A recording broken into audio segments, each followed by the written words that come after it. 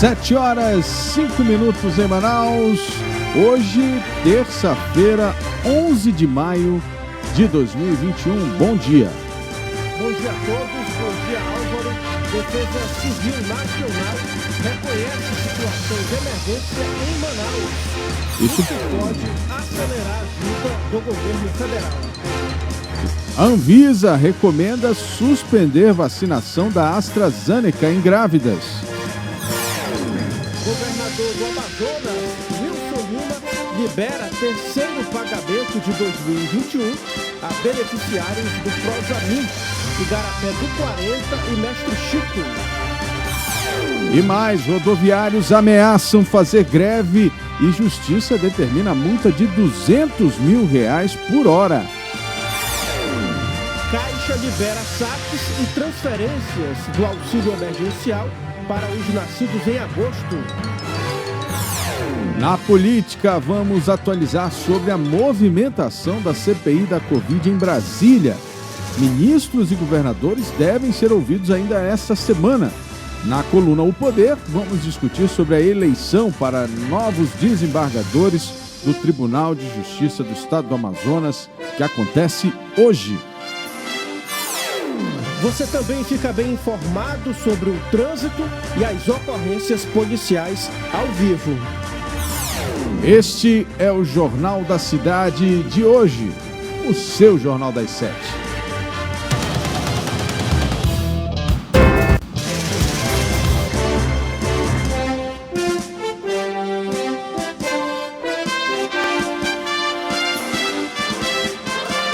As notícias da cidade de Manaus.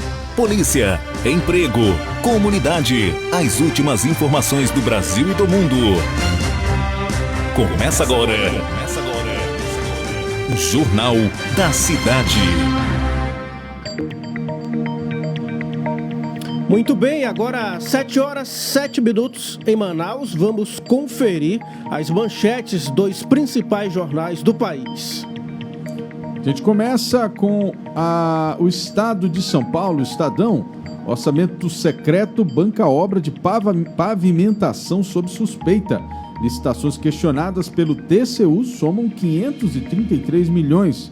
Asfaltamento via Codevasf beneficia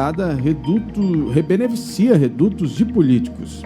Após perder a eleição, devolveu o trator. O prefeito de Junqueiro, Carlos Augusto, do MDB, anunciou há 3 semanas da eleição de 2020 a chegada de um trator e uma escavadeira. Derrotado, mesmo com apoio do deputado Arthur Lira, devolveu o equipamento antes de que seu sucessor assumisse. Israel mata 20 em Gaza em reação ao ataque do Hamas. E tem também lotadas e improvisadas, as UPAs registram 22 mil mortes. Esses foram os destaques do jornal Estadão de hoje. Agora vamos conferir os destaques do jornal Folha de São Paulo, que traz como manchete principal: relatório altera versão sobre ação no Jacarezinho. Menção a aliciamento de bedores não consta mais de documento policial. Entregas em junho podem ser afetadas, diz Butantan.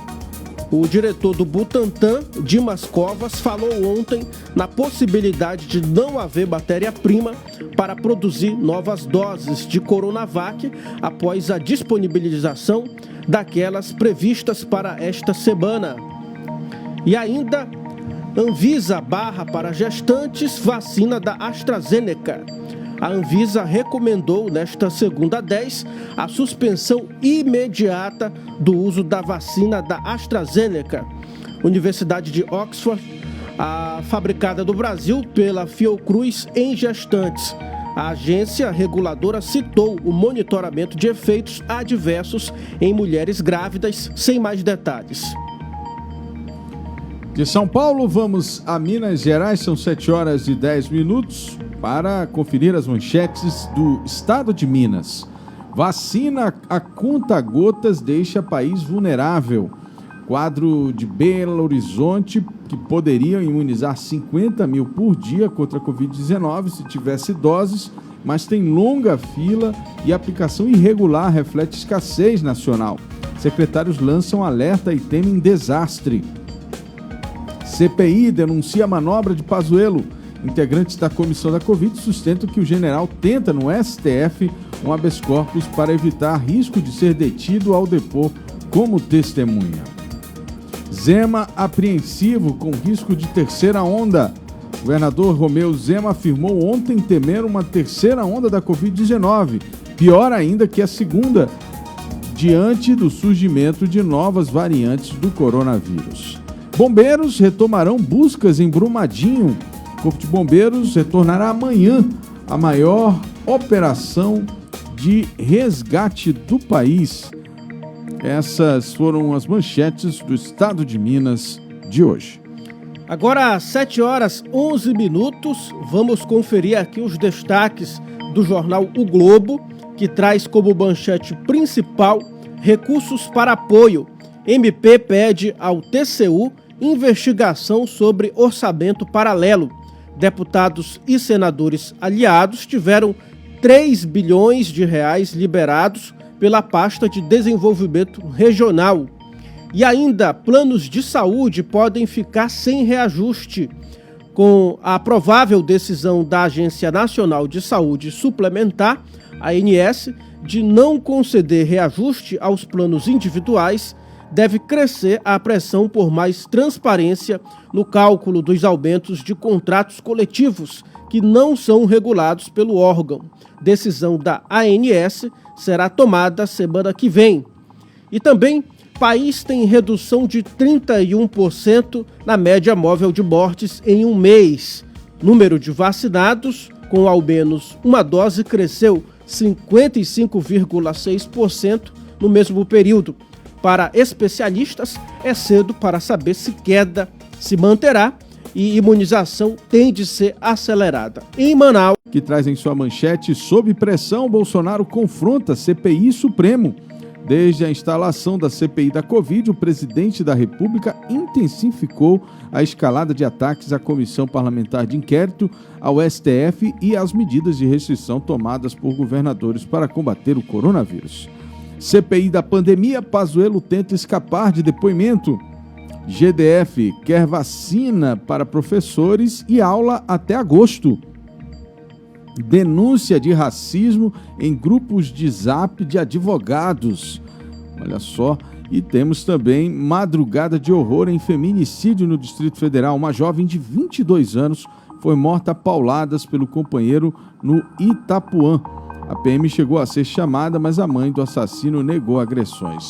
7h13. Agora vamos conferir os destaques aqui do Jornal 0 Hora do Rio Grande do Sul. Votação da nova lei de licenciamento ambiental provoca embate na Câmara. Proposta que autoriza o formato simplificado por adesão e a dispensa de necessidade de permissão para algumas atividades econômicas está na pauta do plenário hoje. E ainda aqui entre os destaques, na capa do Jornal 0 Hora, Estado avalia modelo que deixa pedágio mais caro em via de pista dupla. E também, acirramento de conflito ameaça levar palestinos e israelenses à nova guerra. E ainda, capital limita a segunda dose de Coronavac hoje a quem tem 75 anos ou mais. Álvaro. Pois é, eu quero aproveitar aqui e mandar um bom dia para Simone Rocha, Anita Oliveira, a Dalva Santos, que está nos assistindo de Marechal Cândido Rondon, no Paraná. Um abraço grande aí para todos de Marechal Rondon. Irene Nana, Emir Ferreira, Magu Dias, todo mundo aí desejando aqui, Magu, bom dia, bom trabalho pra gente, bom trabalho para você também. 7h15. Vamos então às manchetes. Deixa eu ver se acho que caiu a nossa conexão aqui. Vamos lá, as manchetes dos principais jornais do país. Agora, as manchetes do jornal A Crítica de hoje. Cetam abre 30 mil vagas para cursos no interior. Edital disponível, emprego público, TCE lança concurso. Atenção, você que estava esperando a oportunidade, o TCE lançou concurso para início imediato. São 40 vagas de nível superior com salário de R$ 8.300. As inscrições vão até o dia 15 de junho. Temos também marombas para enfrentar a subida dos rios. A Prefeitura está construindo 400 metros de ponte de madeira na área alagada da Feira da Manaus Moderna e vai transferir feirantes para uma balsa. A articulação para evitar depoimento, o vice-presidente da CPI da pandemia revela manobra jurídica de Pazuello para evitar comparecer à comissão. Datas das finais são definidas. Barezão, jogos de ida e volta na disputa pelo título. A gente vai falar sobre isso hoje com o Carlos Eduardo Souza. Tem também enchente, prejuízo de 165 mil a agricultores. E rodoviários, TRT-11 fixa multa em caso de greve. E Amazonas indeniza desalojados do Prosamin. E furto na Bahia, 6 são presos por morte de tio e sobrinho. São 7h16. O tempo hoje. A previsão para hoje, de acordo com o Instituto Climatempo, é de sol com algumas nuvens, chove rápido durante o dia e a noite. Mínima de 22 graus e máxima de 30 graus. Trânsito. Vamos então agora, por favor, com o trânsito na cidade de Manaus, com o repórter Carlos Eduardo Pessoa. Bom dia, Cadu. Oi, Álvaro, bom dia para você. Álvaro, bom dia para quem está nos acompanhando agora no imediato, que está acompanhando aqui, nesta manhã de terça-feira. A gente traz informações de trânsito na Alameda Cosme Ferreira, da Zona Leste para o centro.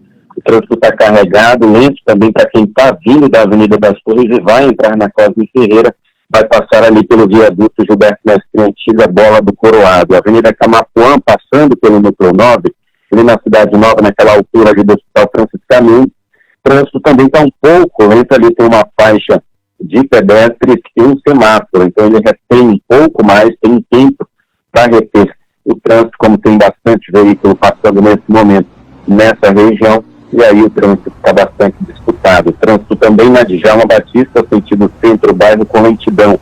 A Djalma que ganhou mais uma faixa ali na altura do Parque dos Pilhares, e isso retém um pouco mais o trânsito naquela região do centro-bairro. É muita gente que está vindo aí de alguns bairros que vai acessar ali outras áreas ali, vai precisar usar o sentido centro-bairro, porque você vai encontrar sempre um trânsito um pouco mais lento ali, principalmente por conta de um shopping que fica naquela região. Quase na esquina da Joaquim Nabuco, com a Leonardo Malcher, um café da manhã foi montado bem na calçada e muitos motoristas estão parando em fila dupla. Do outro lado da rua tem um pronto-socorro particular e os veículos param também ali em fila dupla, principalmente carros de aplicativo.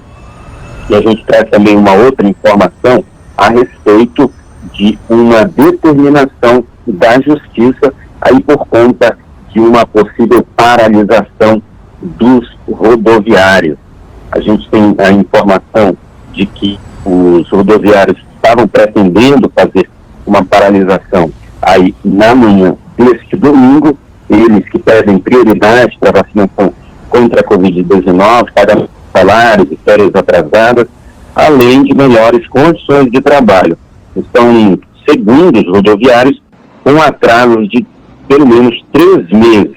E aí eles ameaçam, caso não haja aí o pagamento, né, desses direitos, e eles não descartam uma paralisação. Isso daí, inclusive, foi uma declaração do Josenildo Mossoró, que é o vice-presidente do sindicato. Portanto, na tarde dessa segunda-feira, a desembargadora Solange Maria Moraes, que é do Tribunal Regional do Trabalho da 11ª Região, que atende aqui o estado do Amazonas, determinou a aplicação de multa de R$200 mil por hora, caso o Sindicato dos Trabalhadores em Transportes Rodoviários de Manaus descumpra a liminar expedida pelo próprio TRT, que suspende movimentos de paralisação a partir do dia 7 de maio. Aí, na manhã de ontem, funcionários sindicalizados impediram que a frota da Global Green, que é uma empresa de transporte coletivo que opera ali na zona leste de Manaus, e os motoristas saíssem com os ônibus das garagens para atender o público. Isso aí é uma possível ação grevista. A ação gerou transtorno na locomoção ali de transporte coletivo. Aí, falando um pouco mais dessa decisão, ela atende um pedido do Sindicato das Empresas de Transporte de Passageiros do Amazonas, o Sinetran, e tem uma força de mandado de segurança. Portanto, caso os rodoviários façam paralisação, já tem esse mandado de segurança, a decisão da Justiça, onde determina a decisão do Tribunal Regional do Trabalho, melhor dizendo, onde determina a aplicação de multa de R$200 mil por hora, caso haja a paralisação. Álvaro. Muito obrigado, Carlos Eduardo Pessoa. São 7h21. Daqui a pouco o Cadu volta com informações da noite e madrugada e os principais casos de polícia.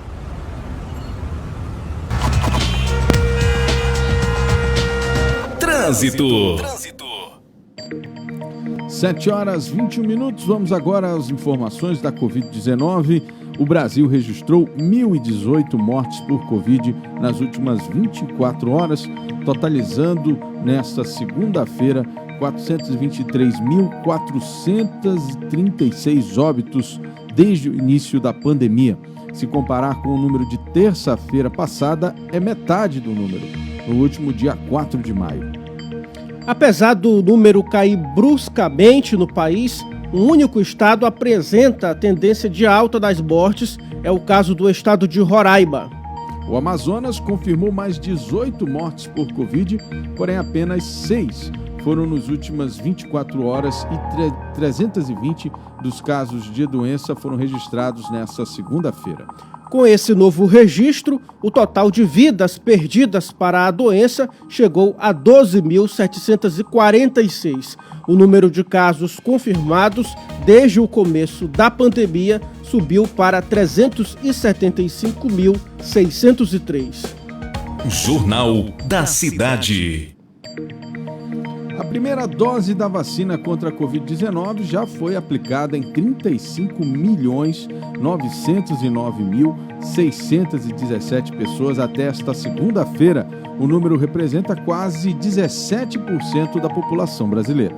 No Amazonas já foram vacinadas 624.235 pessoas com a primeira dose de algum dos imunizantes contra a Covid-19. De acordo com o vacinômetro da FVS, alguns já estão com um cronograma completo de primeira e segunda dose. É o caso das pessoas institucionalizadas com deficiência.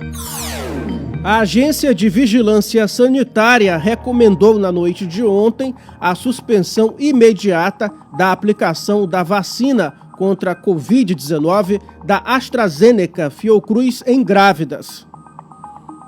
A vacina vinha sendo usada em gestantes com comorbidades. Agora só podem ser aplicadas nas grávidas a Coronavac e a Pfizer. Aqui em Manaus, o uso para esse começou ontem.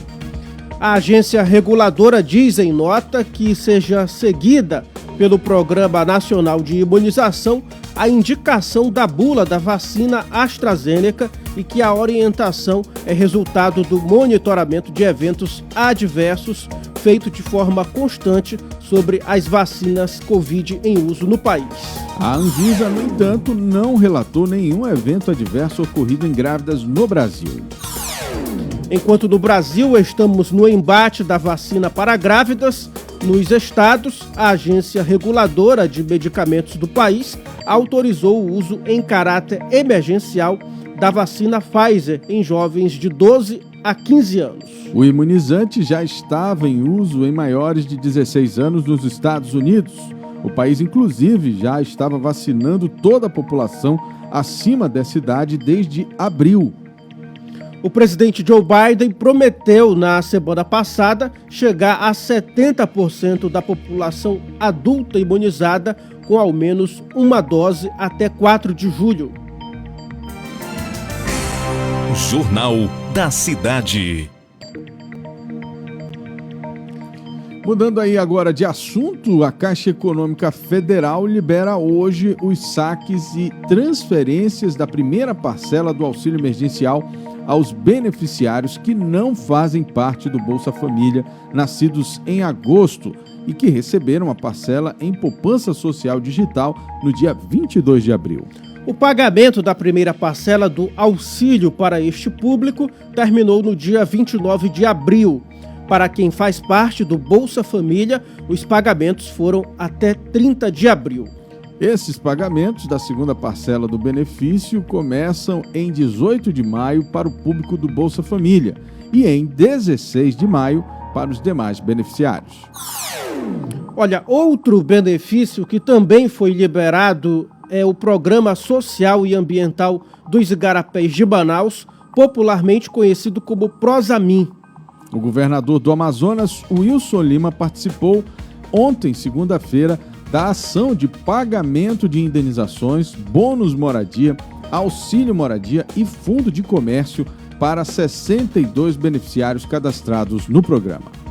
Foram liberados mais de 2 milhões de reais em recursos financiados pelo Banco Interamericano de Desenvolvimento. Somados os 3 pagamentos a beneficiários do Prosamin neste ano, o governo do estado já repassou 6 milhões 700 mil reais a 148 famílias. Jornal da Cidade. Vamos agora atualizar a cheia no estado do Amazonas. Em visita ao estado para acompanhar de perto a situação da enchente, o secretário nacional de Proteção e Defesa Civil, Alexandre Lucas Alves, visitou os municípios de Anamã e Manacapuru, situados na calha do Baixo Solimões. Em Anamã, o secretário nacional esteve em comunidades rurais que perderam suas produções, moradores ribeirinhos da comunidade Vila Nova e foi ao hospital do município. Ele também visitou os purificadores de água potável com as estações móveis e fixas do projeto Água Boa do governo do Amazonas, que já levou a mais de 50 municípios esse benefício.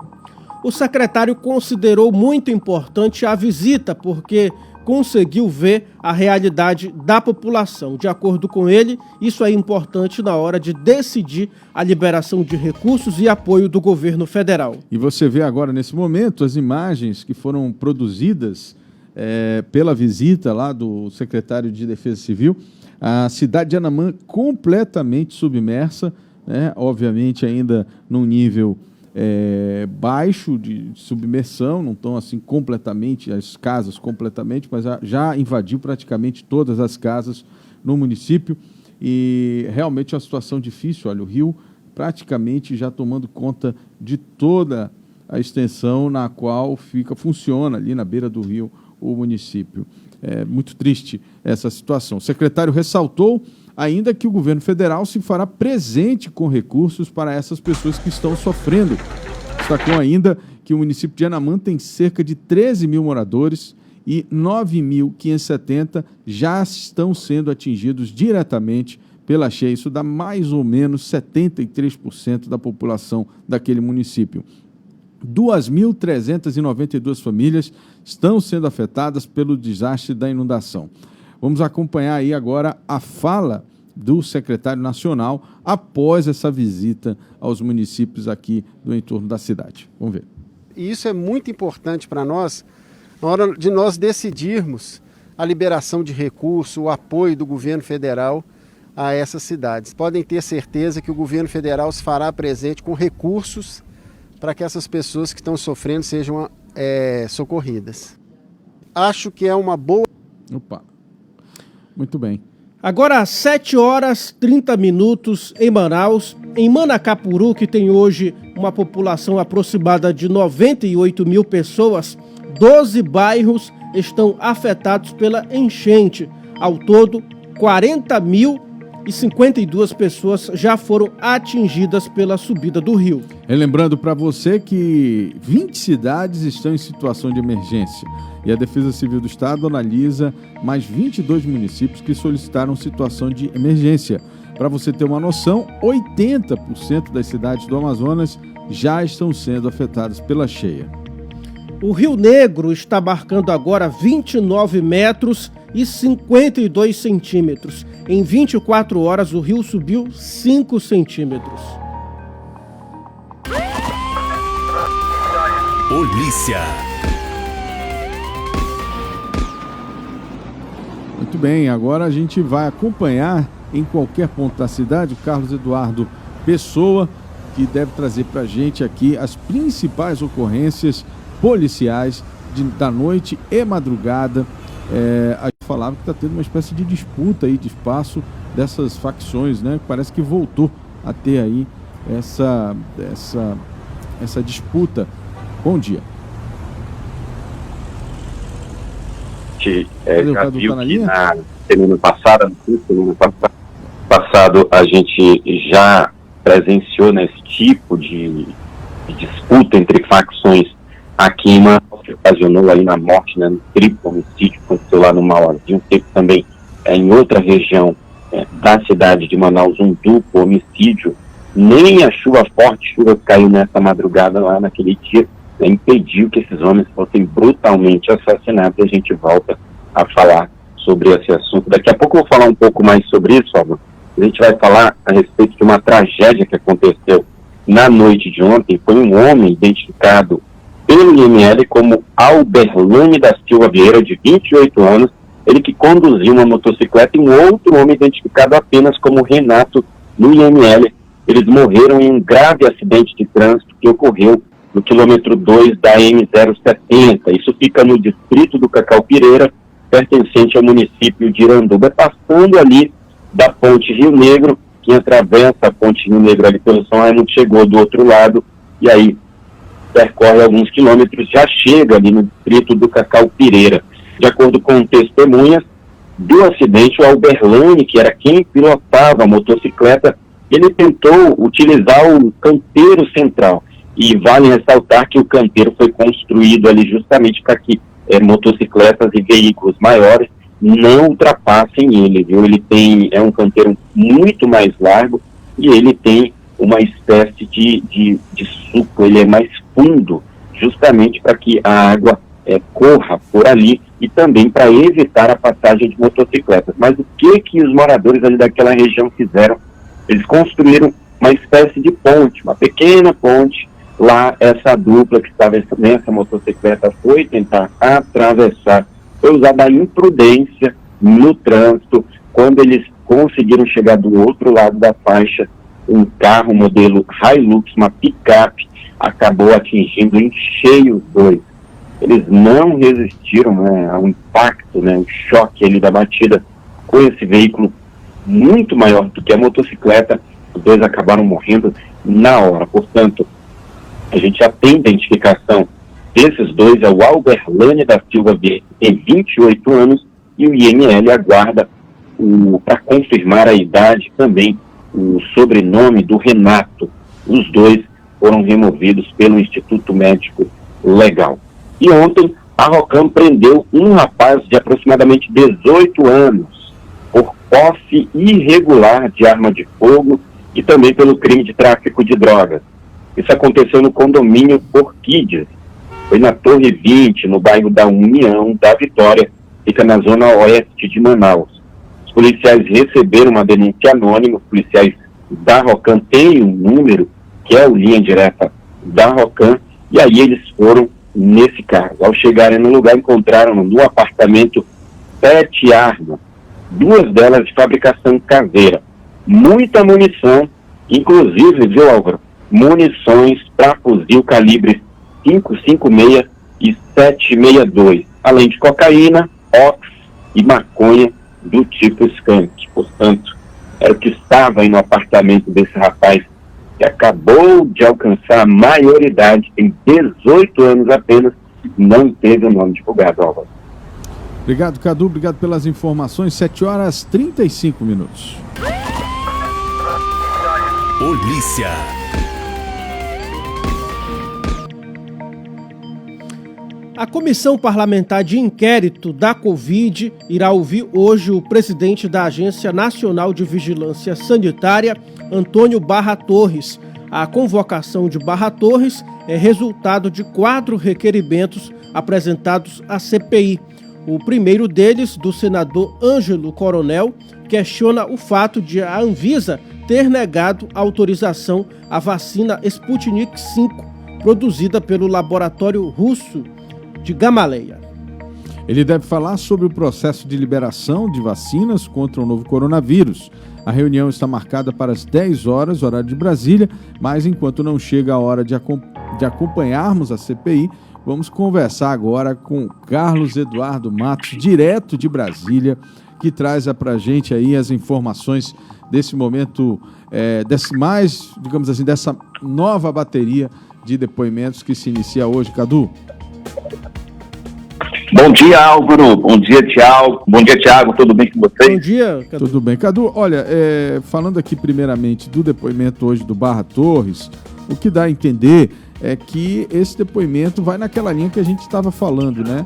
Da necessidade, eu acho que muito mais grave ou muito mais responsabilidade será apurada com relação à compra ou não de vacinas, à entrada ou não de vacinas no Brasil, do que aquela discussão, no meu entendimento, que não vai chegar a lugar nenhum, do que o presidente apoia-se cloroquina ou não. Agora, a questão da vacina me parece um pouco mais técnica e um pouco mais possível de gerar uma responsabilidade ali ao presidente, né? Exato, Álvaro. O presidente, eu só peço para que tire o retorno, por favor, que eu não vou conseguir falar com você. Tá, deixa o pessoal tentar ajeitar aqui, a gente está com um problema técnico aqui. Agora foi? Veja aí, veja se ficou bom agora. Então, Álvaro, essa questão o depoimento de hoje do presidente da Anvisa, Antônio Barra Neto, vai ser um depoimento assim para esclarecer essa questão da cloroquina, né? Quem colocou ele nessa mesa, nesse xadrez, foi o ex-ministro Luiz Henrique Mandetta. Ele falou no depoimento da CPI, lá na semana passada, que naquele dia em que colocaram ele à mesa para ele assinar o documento que autoriza o uso da cloroquina para o tratamento da Covid-19, o Antônio Barra Neto estava lá, juntamente com um grupo, tentando fazer com que ele assinasse esse documento. E ele não assinou. Certo. Então ele falou, o presidente da Anvisa estava lá, então ele vão pegar no pé dele com relação a isso. Por que ele queria participar disso, sendo que ele sabe que até hoje a cloroquina, não há um estudo científico que comprove a eficácia contra a Covid-19. Esse vai ser o ponto mais polêmico. Outro ponto polêmico é a questão da saída, a morosidade, né? As decisões da Anvisa, primeiro, a morosidade em autorizar vacinas para uso emergencial. Isso aconteceu com várias. E agora tem a Sputnik V, que ela teve o pedido negado. A Sputnik V é russa. E a Covaxin, que é indiana, ela teve o seu uso negado. A Sputnik V, 8 estados brasileiros compraram lotes da Sputnik V e agora estão impedidos de usar porque a Anvisa não autorizou. E isso teve o apoio da classe científica, o que torna ainda mais estranho. Deixa de ser meio que uma decisão política para ser uma decisão técnica com o apoio da classe política. Agora, a questão da Covaxin também. Mas, por outro lado, a Anvisa autorizou o Remdesivir, entre outros remédios de tratamento que vem do Israel. Ou seja, o Israel é um país muito citado, muito falado pelas alas ideológicas apoiadoras do governo Bolsonaro. Então, todas essas questões, os senadores vão tentar esclarecer se há um viés ideológico nas decisões da Anvisa. Então, esse vai ser um ponto polêmico. E eu acho, agora, amanhã... Eu acho, viu, Cadu? Eu acho que esse é o cerne da questão nesse caso, né? Eu acho que é preciso realmente apurar se essas decisões estão sendo técnicas como devem ser, porque você não deve aprovar ou não um medicamento só porque A ou B ou C apoiam ou não. Você tem que aprovar um medicamento se ele realmente for eficaz para aquela doença. Agora, se também não for, a gente também precisa entender que tem que ser negado. Então, eu acho que esse momento da CPI talvez seja o momento mais produtivo até o momento. Né? É a forma que a gente vai encontrar de enxergar como está sendo tratada essa questão da vacina. Porque eu me lembro, Cadu, que no momento em que se liberou a compra de vacina e a vacinação no mundo, surgiu aquela dúvida, não, essas vacinas foram feitas muito rápido, tiveram pouco tempo, os estudos todos não foram completos, mas tem a possibilidade de aprovação de uso emergencial, que é o caso de todas elas, né? Porque elas não tiveram efetivamente o ciclo completo de aprovação, até porque não teria tempo para isso, que são anos para você conseguir fazer todos os testes possíveis e necessários, mas a aprovação emergencial ela foi dada, obviamente, para aquelas que estavam ali. E eu acho correto que a CPI, nesse momento, se debruce sobre isso para entender de que forma, como você falou, de que forma essas vacinas estão sendo aprovadas ou não. Exatamente. A gente sabe que essa Covid, ela tem, a CPI da Covid, ela tem um viés político pesado. E o Antônio Barra Neto, a contratação dele é política, né? E ele estava naquele encontro, naquela aglomeração do presidente Bolsonaro, ele estava sem máscara, saiu na mídia nacional, ele em frente ao Palácio do Planalto, estava filmando o presidente, ele sem máscara e tal, fazendo apoiamento. Então, sabe-se que ele tem uma tendência de apoiamento ao presidente Bolsonaro e, provavelmente, ele como presidente ocorre um sério risco aí dele direcionar a Anvisa para um lado político. Mas ela também é uma instituição, o que intriga é que ela é uma instituição respeitadíssima no Brasil inteiro. As decisões dela, da Anvisa, costumam ser muito técnicas. E essa decisão da Sputnik V foi aplaudida pela classe científica. Então, vai ter um debate interessante hoje na CPI da Covid, porque vão perguntar, afinal, que elementos vocês levaram para que aconteça, para a rejeição? Porque isso é muito sério. É uma vacina que deixa de entrar no Brasil. É o atraso do Plano Nacional de Imunização nos estados. Então, vão pegar pesado com ele. São os dois lados aí da história. De algum jeito, o viés político dentro da Anvisa. E aí eu acho que a gente tem que sempre defender o lado da ciência. Se a comunidade científica, se há realmente um fundamento para que seja negado, seja Sputnik, o nome que for, entendeu? Não tem o apoio ou a fundamentação científica, eu entendo que deva realmente ser negado, porque é para isso que serve um órgão nesse nível, né, de conhecimento científico. Bom, mas amanhã nós vamos ter também o Van Garten, né, o Fábio Van Garten, e na quinta o gerente-geral da Pfizer, da América Latina. São dois depoimentos aí já agendados, né? Exatamente, Álvaro. Houve uma mudança na agenda. Eu acabei de saber que aqui pela assessoria do senador Randolph, que é o vice-presidente. Opa, novidade, então. Houve essa mudança na agenda. Vai ter o Fábio Van Garten amanhã, e na quinta o gerente-geral da Pfizer da América Latina, o Carlos Murilo. O Ernesto ia ser nessa quinta, seria isso? Seria nessa quinta agora, depois de amanhã. Então, estavam todos se preparando para um grande ataque, né? Eu acho que foi meio que para amortecer a situação que estava grave. Afinal de contas, o Ernesto Araújo, ele saiu porque houve um problema, ele entrou em confronto direto com a senadora Cátia Abreu, que é presidente da Comissão de Relações Exteriores do Senado. Lembra daquela situação onde ele contou no Twitter que ele jantou com a senadora e ela pediu para que ele interviesse na questão do 5G, dá uma ajudinha aí, não esqueça do 5G, da Huawei, que é a chinesa. Ele contou isso no Twitter e foi duramente criticado por todo o Senado Federal, inclusive pela Câmara, e aí criou uma situação muito complicada para ele e junto ao governo, e ele precisou sair. Logo ele, que é uma liderança da ala ideológica que interfere no governo Bolsonaro. Agora eu acho então está bem difícil.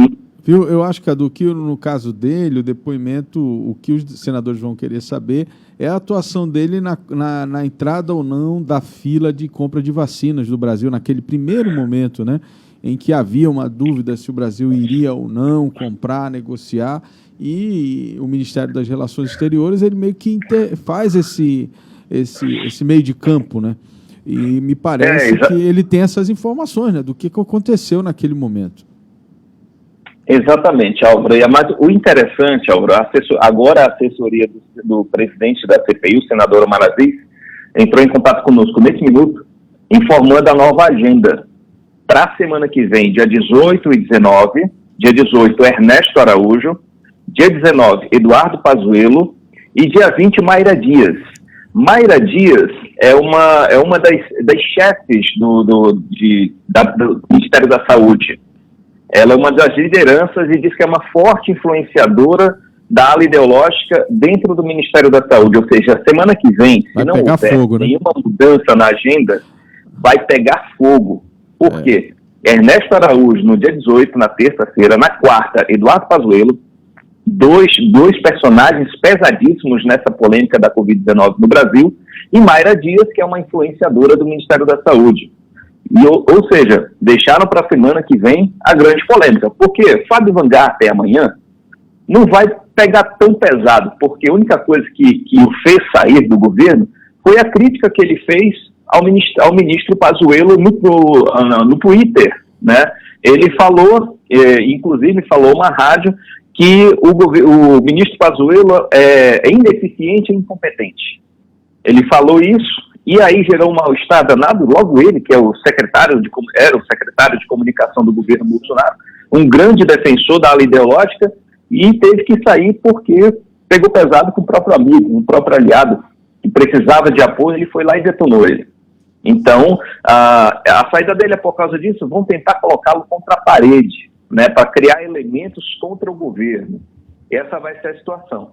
Pfizer vai ser aquela questão do contrato lá de trás, como você falou.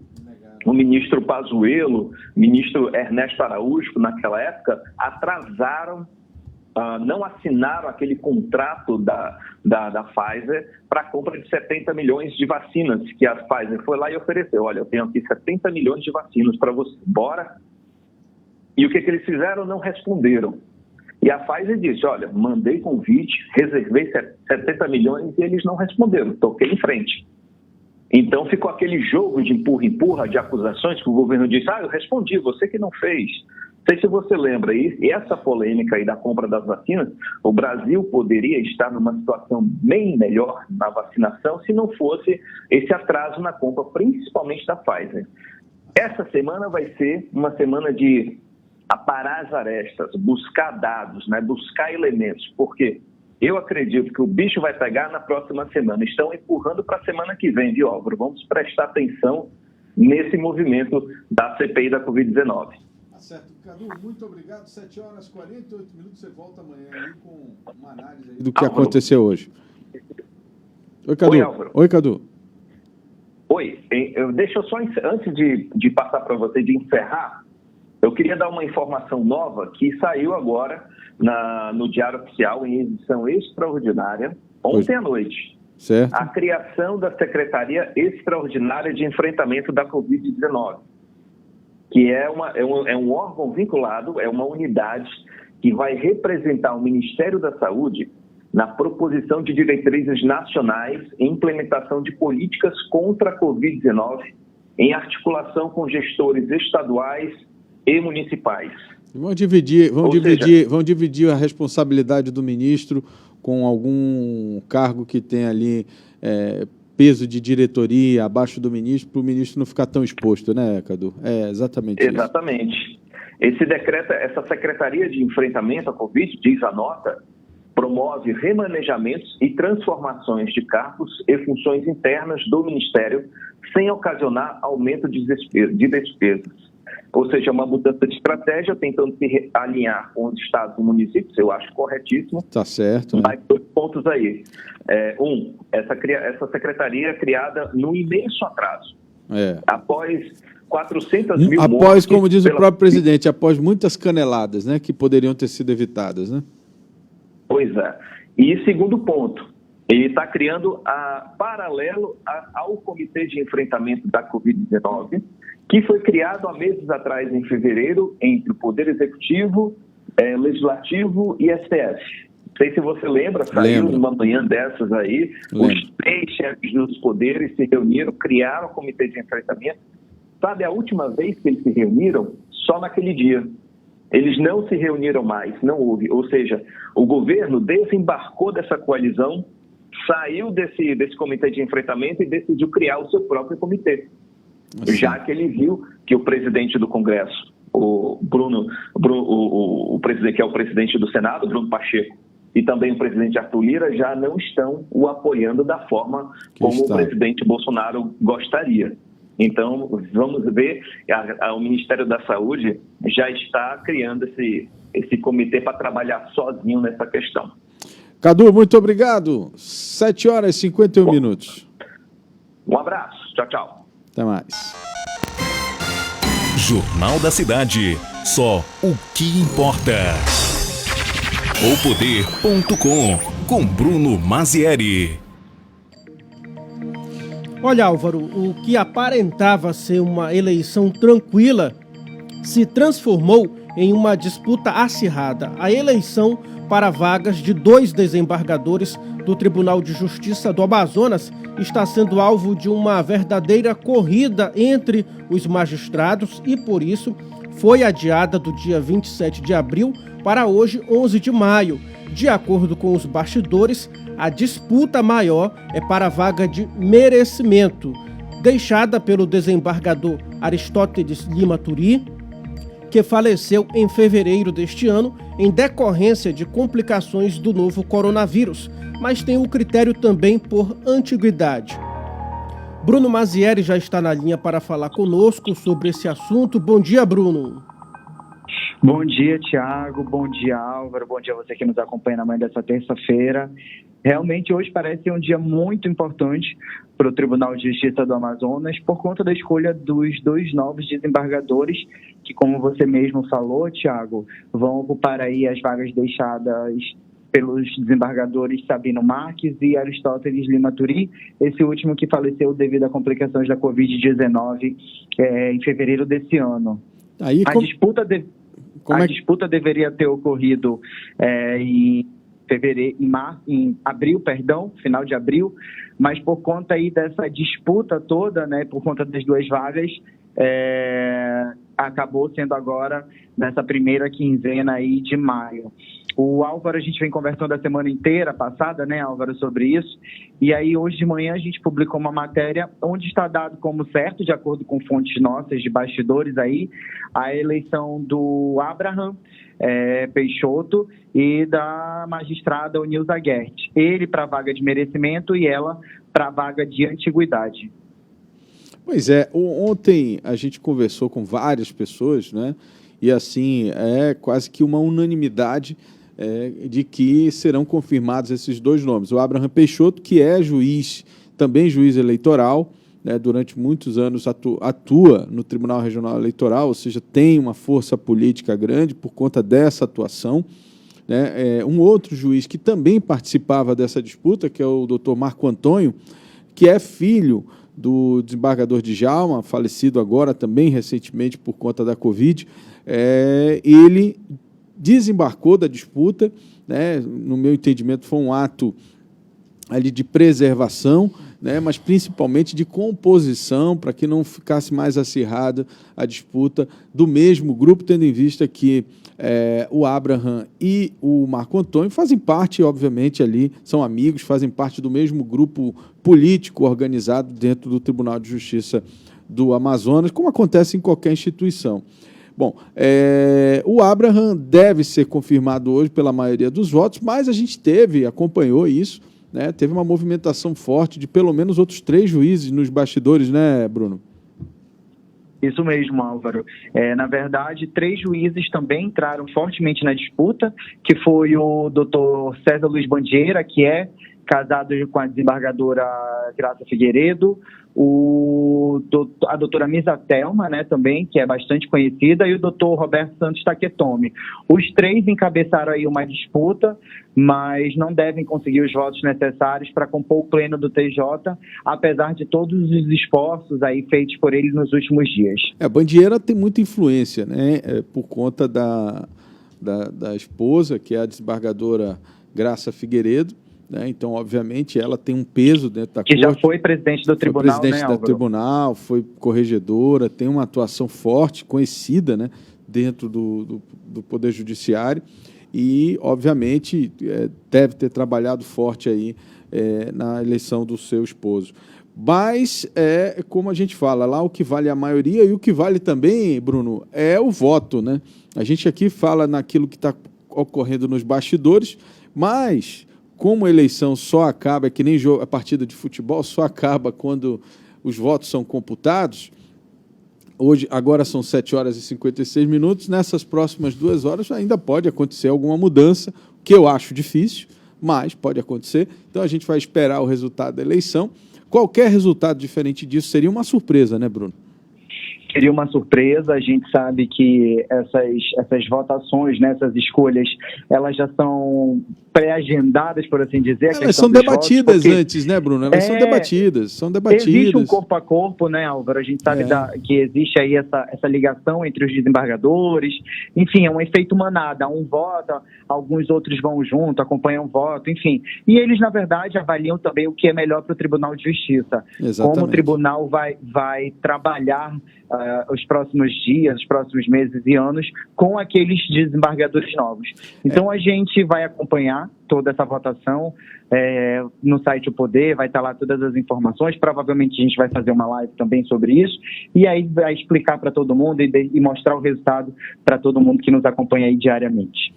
Bruno Mazieri, muito obrigado. Desejar sorte a todo mundo que está concorrendo aí à vaga de desembargador. Lembrando, né, Álvaro, ainda que esse ano provavelmente vai ter uma nova substituição também no pleno do tribunal com a aposentadoria do desembargador Ari Moutinho, né? Exatamente, tem mais uma agendada e a vaga da desembargadora Encarnação, que até o momento está sob júdice, né? Ela foi afastada, enfim, e ao que tudo indica, tá? Isso é uma informação também de bastidor, será decidida a situação dela ainda esse ano também.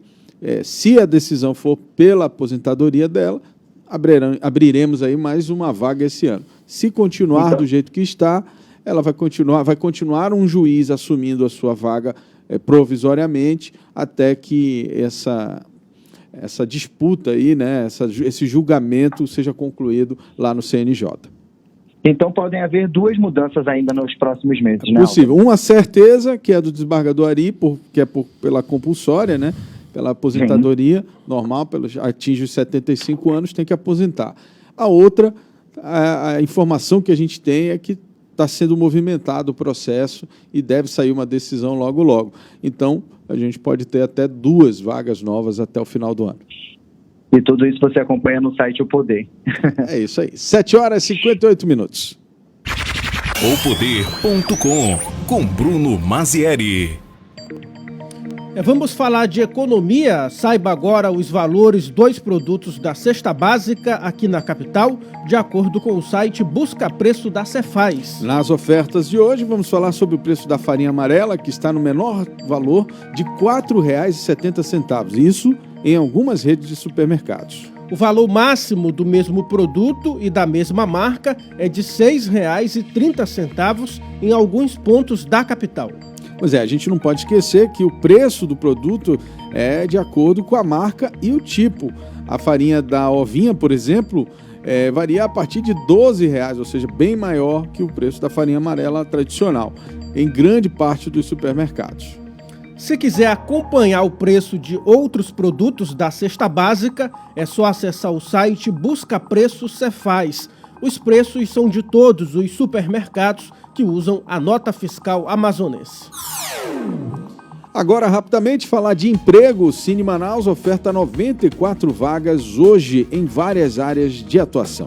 Entre as vagas ofertadas estão oportunidades para vendedor interno, consultor de vendas, montador de móveis e outras vagas que podem ser conferidas em detalhes no site imediatoonline.com. Os candidatos interessados nas vagas, Álvaro, devem enviar o currículo para o e-mail cinemanaus.empregos2021@gmail.com. É isso aí.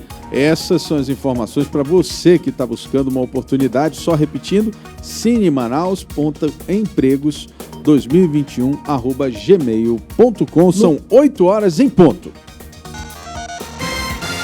Jornal da Cidade. Só o que importa. Muito bem, nós vamos ficando por aqui em mais uma edição e a gente quer lembrá-los para baixar o aplicativo da Rádio ZLZN para o seu celular Android no Google Play Store. É só acessar lá, digitar na busca ZLZN, você vai encontrar aí, ó, esse aplicativo com essa logomarca. Você baixa para o seu celular e aí você acompanha a programação jornalística produzida pela Rede Norte Digital ao longo de todo o dia, os nossos programas. É só ficar ligadinho no nosso aplicativo a partir de agora.